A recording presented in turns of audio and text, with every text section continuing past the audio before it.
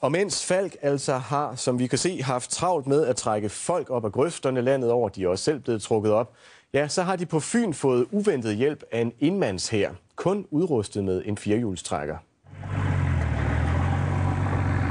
Der er så snefint på Fyn i disse dage, og set fra sædet i en Nissan Patrol fra 1984, er det en leg. Det er flot. Det er det. Sneen hænger i træerne. Men 28-årige Christian Lehn er ikke ude at køre for sjov, eller jo lidt, men faktisk er han på frivilligt arbejde. Lige snart job, da man har snoren hængende bagpå, så ved de godt, hvad det drejer sig om. Så bliver de endnu gladere.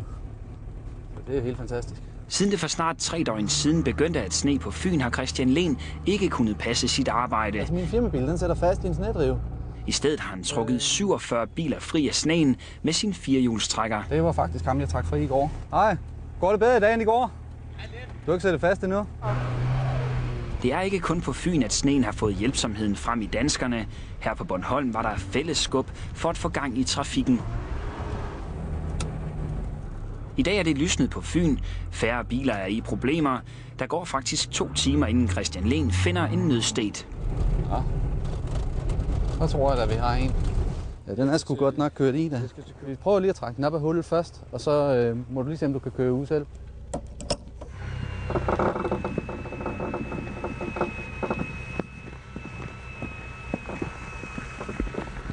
Hvorfor det er sjovt?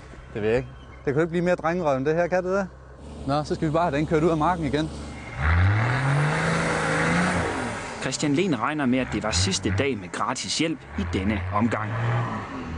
Og så kan jeg tilføje, at Christian Lehn her faktisk har forsøgt, men uden held, at få trukket sin egen firmabil ud af snedriverne.